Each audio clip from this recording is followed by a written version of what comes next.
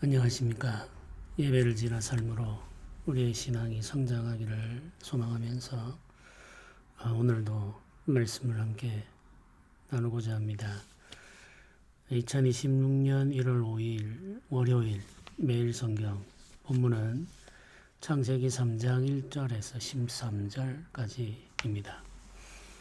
먼저 성경 말씀을 읽겠습니다. 그런데 뱀은 여호와 하나님이 지으신 들짐승 중에 가장 간교하니라. 뱀이 여자에게 물어 이르되 하나님이 참으로 너희에게 동산 모든 나무의 열매를 먹지 말라 하시더냐. 여자가 뱀에게 말하되 동산 나무의 열매를 우리가 먹을 수 있으나 동산 중앙에 있는 나무의 열매는 하나님의 말씀에 너희는 먹지도 말고 만지지도 말라 너희가 죽을까 하노라 하셨느니라. 뱀이 여자에게 이르되 너희가 결코 죽지 아니하리라. 너희가 그것을 먹는 날에는 너희 눈이 밝아져 하나님과 같이 되어 선악을 알 줄 하나님이 아심이니라. 여자가 그 나무를 본즉 먹음직도 하고 보암직도 하고 지혜롭게 할 만큼 탐스럽기도 한 나무인지라. 여자가 그 열매를 따먹고 자기와 함께 있는 남편에게도 주매 그도 먹은지라. 이에 그들의 눈이 밝아져 자기들이 벗은 줄을 알고 무화과 나무 잎을 엮어 치마로 삼았더라. 그들이 그날 바람이 불 때 동산에 거니시는 여호와 하나님의 소리를 듣고 아담과 그의 아내가 여호와 하나님의 낯을 피하여 동산 나무 사이에 숨은지라. 여호와 하나님이 아담을 부르시며 그에게 이르시되 네가 어디 있느냐. 이르되 내가 동산에서 하나님의 소리를 듣고 내가 벗었으므로 두려워하여 숨었나이다. 이르시되 누가 너의 벗었음을 네게 알렸느냐. 내가 네게 먹지 말라 명한 그 나무 열매를 네가 먹었느냐. 아담이 이르되 하나님이 주셔서 나와 함께 있게 하신 여자 그가 그 나무 열매를 내게 주므로 내가 먹었나이다. 여호와 하나님이 여자에게 이르시되 내가 어찌하여 이렇게 하였느냐. 여자가 이르되 뱀이 나를 꿰므로 내가 먹었나이다. 아멘. 창세기를 가리켜서 시작의 성경이라고 말합니다. 성경 전체의 첫 시작이라는 의미이기도 하겠습니다만 그보다는 모든 것의 시작을 설명하는 성경이라는 의미죠. 창세기는 역사의 시작을 알려주고 있습니다. 그뿐만 아니라 죄의 시작도 창세기가 설명하죠. 오늘 우리가 읽은 창세기 3장은 그 죄의 시작에 대해서 설명하는 말씀입니다. 죄의 시작을 설명할 때 등장하는 존재가 뱀이죠. 신약 성경에는 이 뱀을 옛뱀이라고 표현하고 거짓의 아비 혹은 속이는 자라고 표현하기도 합니다. 우리가 사단이라고 말하는 악한 영을 의미하죠. 악한 영이 뱀의 모습을 하고 사람에게 나타나서 사람을 넘어뜨리는 장면이 이 속에 기록되어 있습니다. 창세기 3장 1절에 뱀에 대해서 묘사할 때 간교하다 이런 표현을 씁니다. 뱀은 여호와 하나님이 지으신 들짐승 중에 가장 간교하니라 이렇게 시작을 하죠. 이 간교하다라고 번역된 이 단어를 잠언은 지혜롭다, 슬기롭다로 번역합니다. 같은 단어가 이중적인 의미를 가지고 있다는 거죠. 긍정적으로 번역될 때는 지혜롭다, 슬기롭다라고 번역되고 부정적으로 번역될 때는 간교하다, 교활하다라고 번역이 됩니다.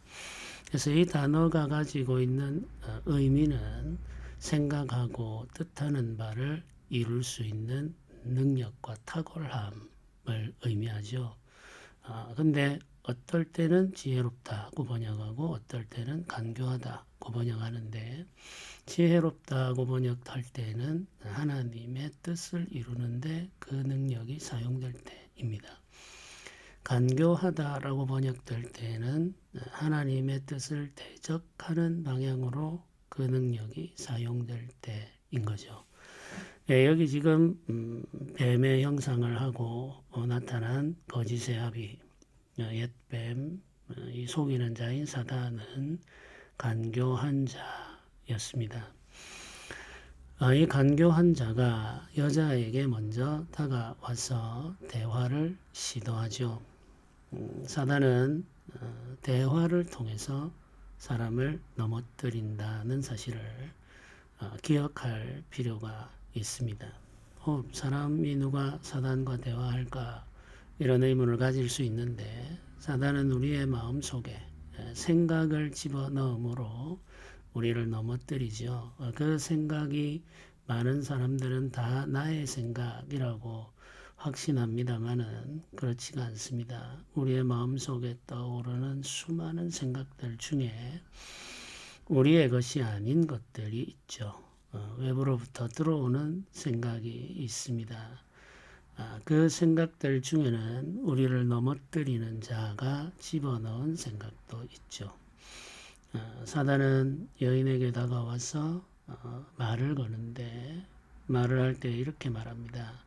하나님이 참으로 너희에게 동산 모든 나무의 열매를 먹지 말라 하시더냐.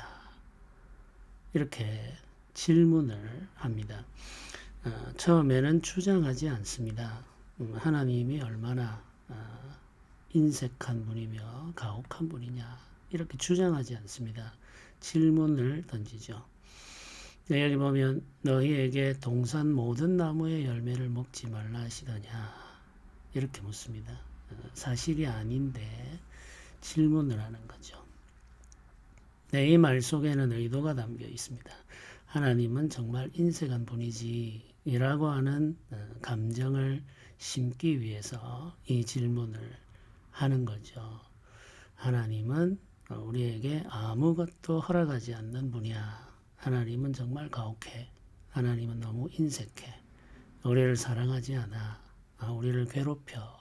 이런 부정적인 느낌을 심기 위해서 교묘하게 이런 질문을 툭 던지는 겁니다. 하와는 이미 동산에 있는 모든 것을 먹으며 살고 있습니다. 하나만 금지되어 있죠.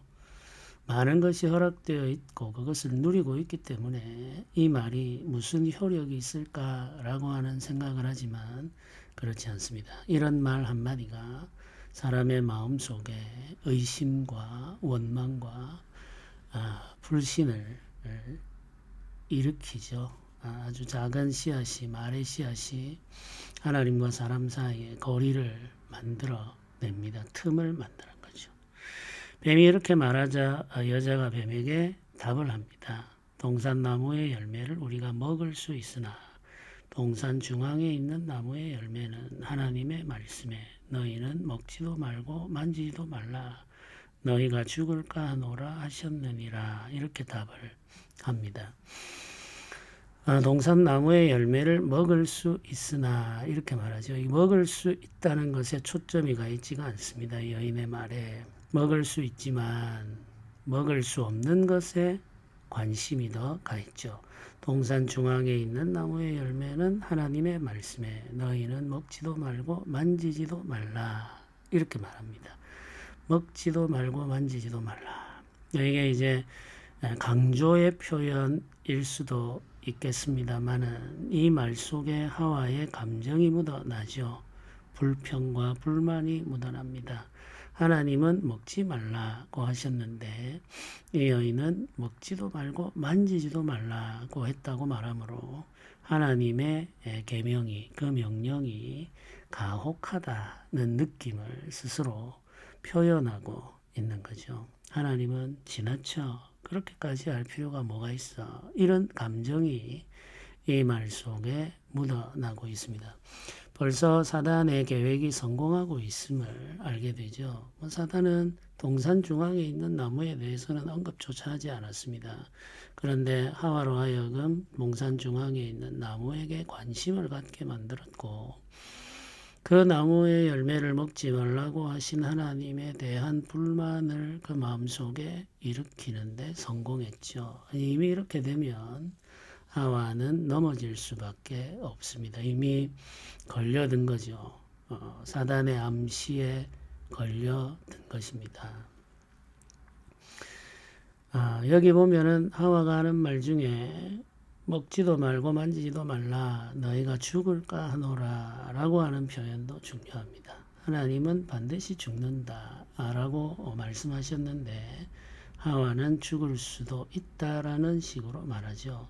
하나님의 명령은 지나치게 과장하고 하나님께서 그 명령을 어길 때 생겨날 수 있는 결과에 대해 주신 말씀에 대해서는 그 결과가 굉장히 막연한 것처럼 표현을 하고 있습니다.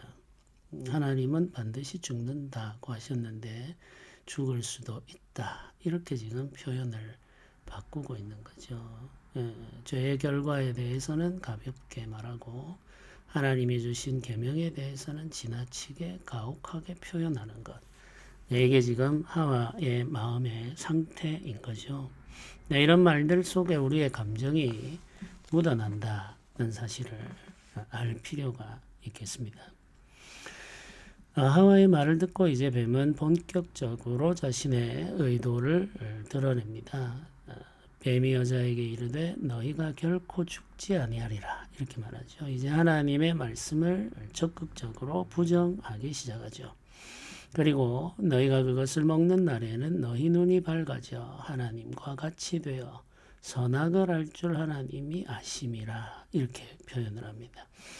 여기에는 참과 거짓이 뒤섞여 있습니다. 너희 눈이 밝아진다 라고 하는 말은 참된 말이죠. 그런데 눈이 밝아짐으로 말미암아 나타나는 결과에 대해서는 거짓이 섞여 있습니다. 하나님과 같이 되어 라고 하는 말은 거짓입니다. 하나님과 같이 되고자 하는 욕망은 있으나 그 욕망은 이루어질 수가 없는 것이죠. 눈이 밝아진다고 해서 하나님과 같이 될 수는 없습니다.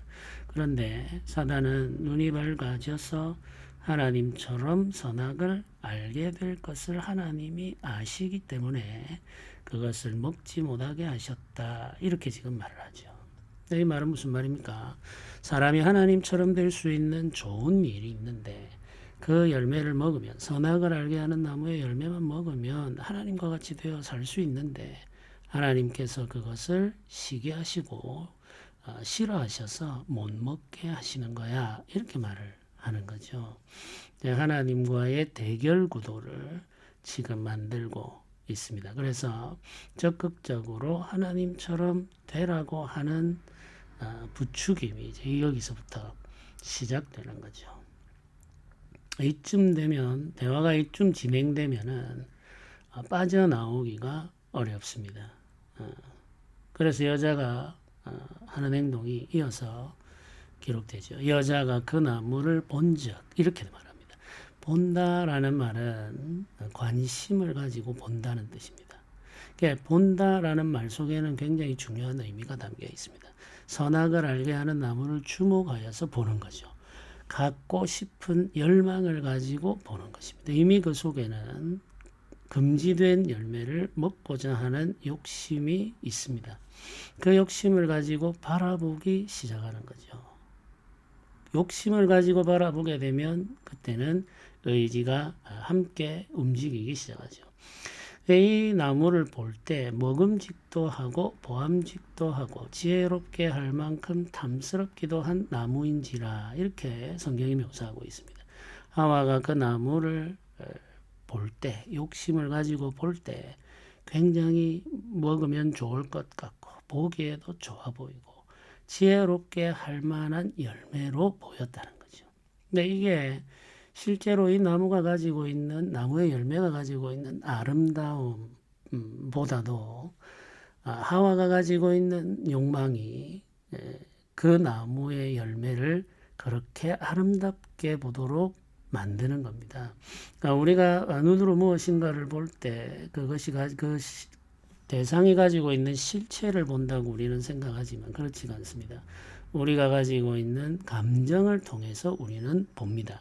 우리가 미워하기로 한 사람은 밉게 보입니다.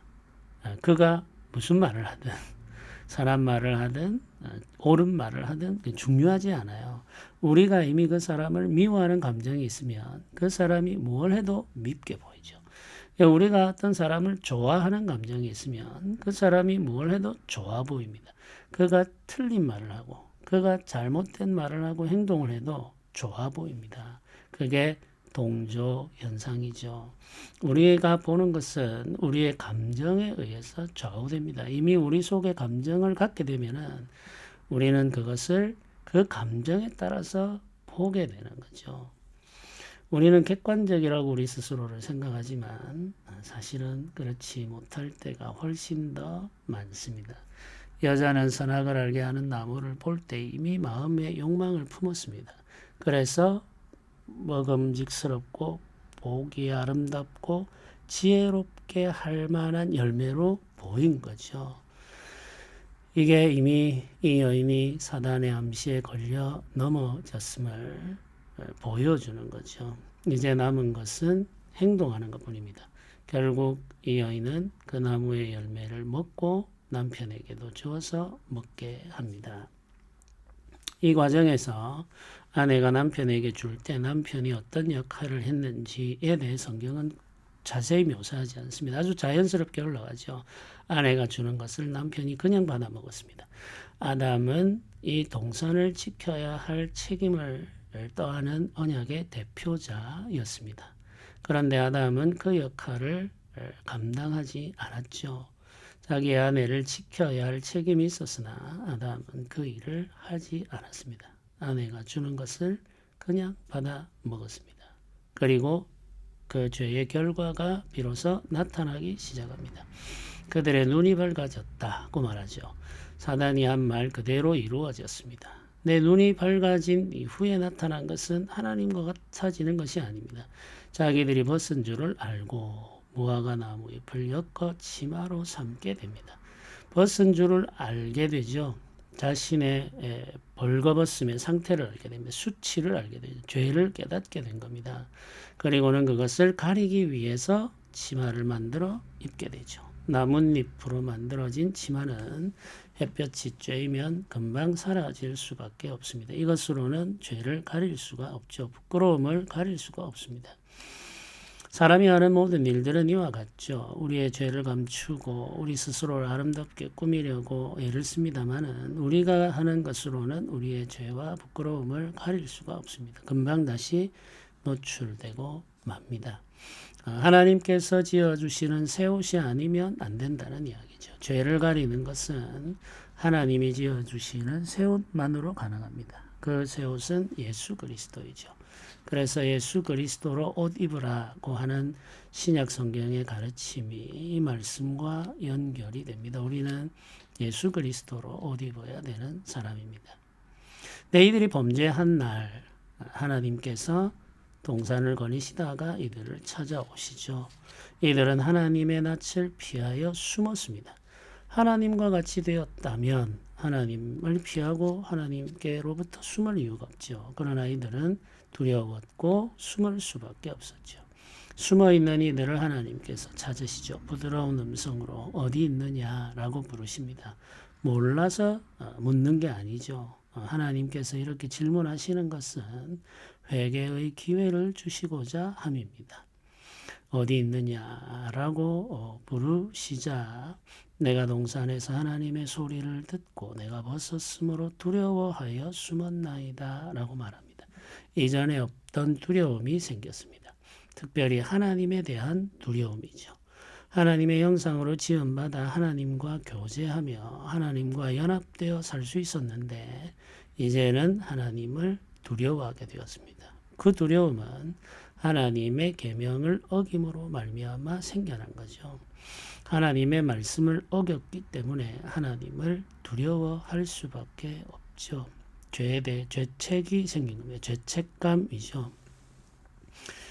하나님 앞에 범죄한 자는 두려워하게 되고 그 두려움 때문에 숨게 됩니다. 하나님을 멀리하게 되죠. 죄는 결국 하나님과 우리 사이를 멀어지게 하는 겁니다. 사단이 원하는 모든 일들이 이루어졌습니다. 하나님께서 다시 한번 묻습니다. 누가 너의 벗었음을 내게 알렸느냐? 내가 네게 먹지 말라 명한 그 나무 열매를 먹었느냐? 이렇게 한 번 더 물으시죠. 또 회개할 기회를 열어주시는 거죠. 네, 아담의 대답은 참 부끄럽습니다.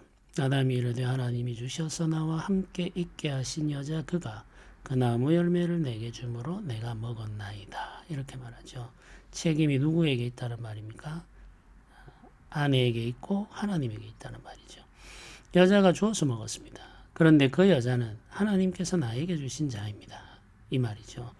그러니 근본적으로 이 죄의 책임, 이 상황에 대한 책임은 모두 다 하나님께 있다라고 말하면서 하나님을 비난합니다. 자기 아내를 비난하고 결국은 하나님을 비난하죠. 죄인의 모습입니다. 아내를 볼 때에는 내 뼈 중에 뼈요 내 살 중에 살이다. 너와 나는 한 몸이며 하나의 운명이다 라고 고백했던 아담이 이제는 하와를 자신과 연합된 대상으로 보지 않습니다. 자신과 완전히 분리되어져 있는 대상으로 보죠.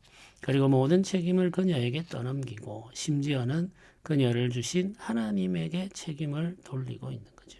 죄인들에게서 보이는 일반적인 모습입니다. 하와는 자신의 죄책을 뱀에게 돌리죠. 뱀이 나를 속여서 내가 그렇게 했다. 이렇게 말합니다. 변명이죠. 속이는 자가 악한 것은 분명합니다. 그러나 속는 자가 죄가 없다고 할 수는 없죠. 네, 이것이 아담과 하와가 보이는 이 모습이 바로 죄의 결과라는 사실을 기억할 필요가 있습니다. 하나님께 우리가 나아갈 때에는 우리의 죄를 자복하고 회개하며 용서를 구해야 됩니다. 그것이 경건에 이르는 길이죠. 누군가 비난할 대상을 끊임없이 찾고 싶죠. 그러나 그런 노력은 성공하지를 못합니다. 우리의 허물과 죄를 인정하고 자복하는 것만이 용서받는 길이라는 사실을 기억하면서 오늘 하루도 주님 앞에 살아가시기를 바랍니다. 우리는 끊임없이 유혹을 받습니다.